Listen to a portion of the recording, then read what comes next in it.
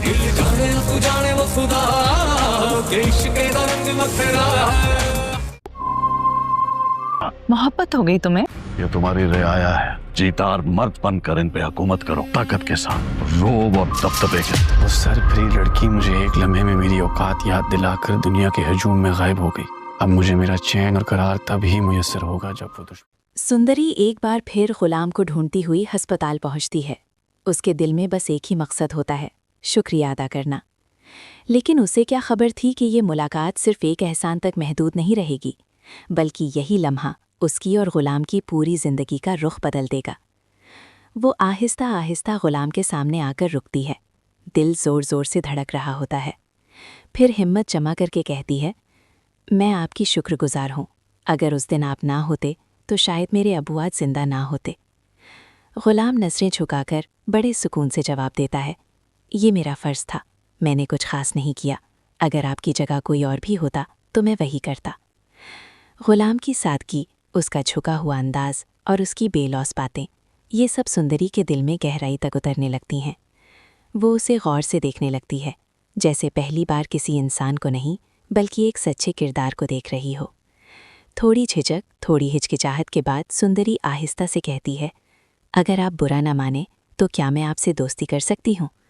गुलाम एक लम्हे के लिए चौंक जाता है, फिर हल्की सी मुस्कान उसके चेहरे पर आती है और वो सर हिलाकर कहता है, हाँ क्यों नहीं। और यहीं से सब कुछ बदलना शुरू हो जाता है। सुंदरी अस्पताल में गुलाम को लोगों की खिदमत करते देखता है।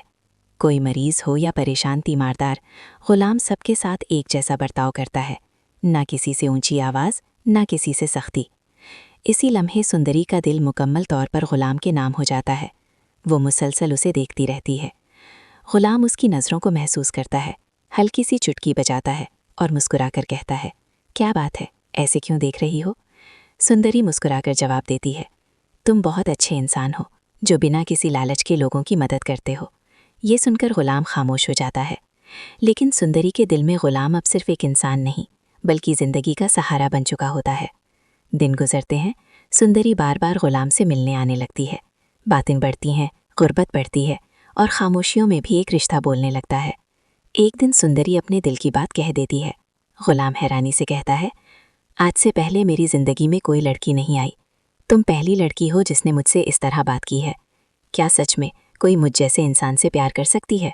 सुंदरी मुस्कुराकर कहती है, तुम बहुत अच्छे इंसान हो गुलाम। मेरी जगह कोई और होती तो वो भी तुमसे मोहब्बत कर बैठती। गुलाम चंद लम्हे सोचता है, फिर मजबूत लहजे में कहता है, अगर ऐसा है तो मैं तुम्हारा प्यार कबूल करता हूँ। मैं मरते दम तक तुम्हारा साथ दूंगा। सुंदरी थोड़ी संजीदा होकर पूछती है, देख लो, अगर रास्ते में कोई मुश्किल आई तो छोड़ तो नहीं जाओगे? गुलाम बिना रुके जवाब देता है, मैं कभी नहीं छोड़ूंगा, अपनी जान भी तुम पर कुर्बान कर दूंगा। इसी वक्त सुंदरी को वक्त का एहसास होता है। वो कहती है, मुझे देर हो रही है, मेरे अब्बू स्कूल से बच्चों को पढ़ाकर वापस आ रहे होंगे, मुझे जल्दी घर छोड़ दो। गुलाम अपनी बाइक पर सुंदरी को बिठाता है और घर की तरफ रवाना हो जाता है। लेकिन किस्मत खामोशी से उनका पीछा कर रही होती है। रास्ते में अचानक बादशाह की नज़र उन दोनों पर पड़ जाती है। वो फौरन अपनी गाड़ी गुलाम के पीछे लगा लेता है। सुंदरी पीछे मुड़कर देखती है, उसका दिल घबरा जाता है। वो गुलाम से कहती है, मुझे लग रहा है कोई हमारा पीछा कर रहा है। अगले ही लम्हे बादशाह अपनी गाड़ी आगे लाकर गुलाम और सुंदरी के सामने रोक देता है। गर्दो गुबार फिजा में फैल जाता है। बादशाह गाड़ी से उतरता है। गुलाम फौरन बाइक से उतरकर झुककर सलाम करता है। बादशाह चालाकी से पूछता है, ये लड़की कौन है? गुलाम पूरे एतमाद से कहता है, ये मेरी पसंद है, मैं इससे प्यार करता हूँ और ये भी मुझसे प्यार करती है। आप ही तो कहते थे कि मेरी जिंदगी में कोई लड़की नहीं, देखें अब आ गई है। ये सुनते ही बादशाह के चेहरे का रंग उड़ जाता है। तभी सुंदरी कांपती हुई कहती है, ये वही बदमाश है जिसने मेरा रास्ता रोका था, मुझे नुकसान पहुंचाने की कोशिश की थी।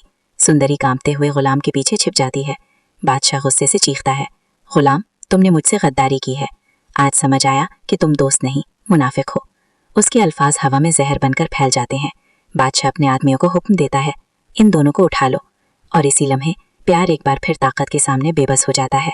अब सवाल ये है, बादशाह गुलाम और सुंदरी के साथ क्या करेगा? क्या वो अपने दोस्त गुलाम को माफ़ करेगा या फिर मोहब्बत की कीमत उसे अपनी जान से चुकानी पड़ेगी?